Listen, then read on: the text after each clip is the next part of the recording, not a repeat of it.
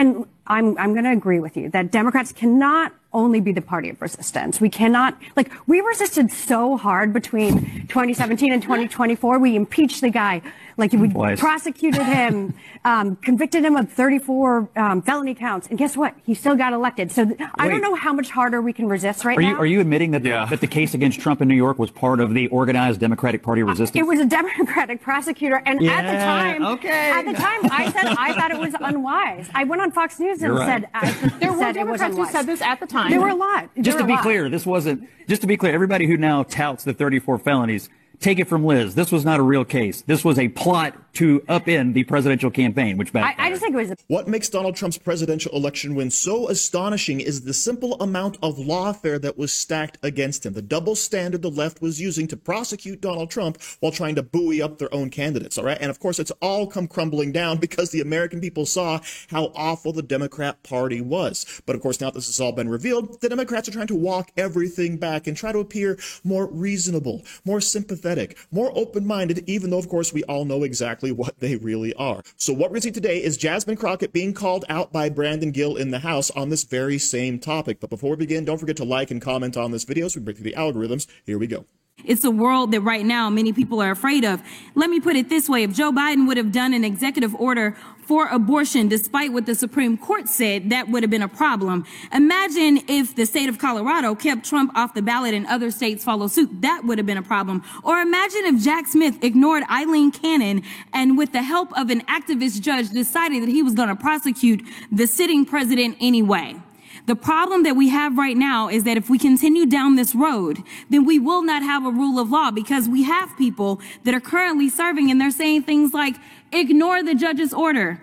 What it means to have law and order in this country is that you follow the order and you go through the appeals process, even if you dislike what the judge did. Thank you, and I yield.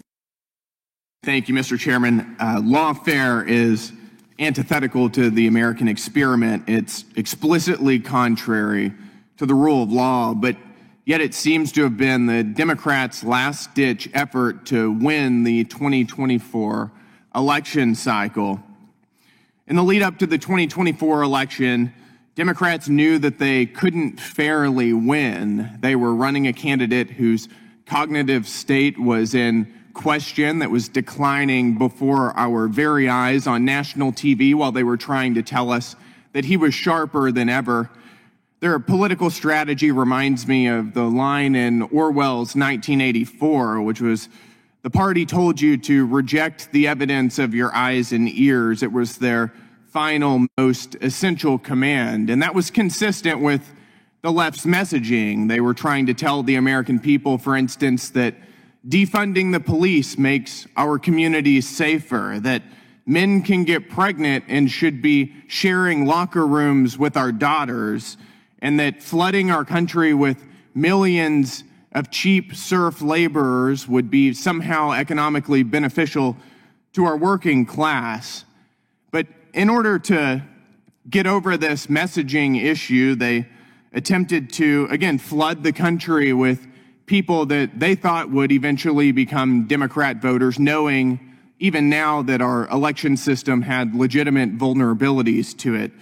They directed social media companies to censor lawful speech of American citizens and illegally put President Trump behind bars for made-up federal charges in an attempt to prevent him from getting back into the White House. What we witnessed was a grotesque exercise of raw political power by the Democrats against their enemies. But I want to talk about one instance in particular, which was Democrats calling upon corrupt state-level officials to peruse state-level lawfare and punish President Trump and the millions of Americans who supported his campaign. Their one last hope leading up to the election was to concoct a novel legal theory by Manhattan DA Alvin Bragg. Alvin Bragg in the state of New York didn't have jurisdiction to hear this case.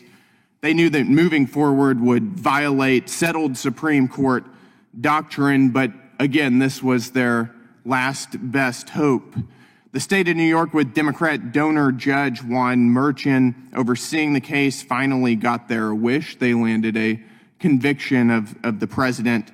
But the American people knew it was a sham, and now they know the lengths to which the other side of the aisle will go to attack their political opposition. So in her statement, Jasmine Crockett is talking about the rule of law and how you can't just, of course, ignore the Supreme Court, even though Joe Biden did just that, right? After the Supreme Court smacked down his student loan forgiveness program, he kind of went through the back roads to say, well, how else can I go ahead and implement this? And also, don't forget, AOC actually encouraged Joe Biden to ignore the Supreme Court on many different matters, okay? So don't sit there and say that you're on your high horse and you're better than Republicans, blah, blah, blah, especially when Donald Trump has actually come out and abided by every single ruling the Supreme Court has handed down. But in the meantime, Donald Trump, of course, is being hit with all types of lawfare that would have seen him land in prison because that's how badly the Democrats wanted him out of the presidential race. Even though Joe Biden, in terms of the classified documents case, did far worse. Remember, he was vice president and had no power or authority to hold classified documents or declassify them, whereas Donald Trump actually was president, declassified these documents, held on to them, and actually told the National Archives, hey, I have these documents. And then, of course, you had the FBI raid and the beginning of that whole fiasco. But of course, with all of that seemed to not be working. Now, of course, you compound that with the individual states coming after Donald Trump with all of their lawsuits, things they didn't have any jurisdiction over. And all of a sudden, Donald Trump is now being called a felon, even though this is all admittedly now part of the Democrat process to eliminate Donald Trump from the presidency. So don't come out now and say that, oh, this is a dangerous path we're on, when you were the very ones blazing the trail to begin with. Okay, all of this lawfare is something we had never seen before at this level. And funny how it always seems to be the Democrats going after the corrupt Republicans, right? And never the other way around. It's almost like one party respects the rule of law and the other party will do anything to win elections. But of course, we all knew that. But now, of course, that all of this is out in the light where everyone can see it, the Democrats are just exposing themselves as the biggest hypocrites ever to walk the face of the earth. So thank you very much for watching. Don't forget to like, share, comment, subscribe, and say hi to your mom for me. Do you like t-shirts? Of course you do. And now you can support the channel by buying an Angry Teacher t-shirt designed by me, Angry Teacher. So if you like America, if you like freedom, if you like liberty, then go ahead and click the link in the description where all designs, of course, are 100% mother approved. So enjoy yourself and find something you like today.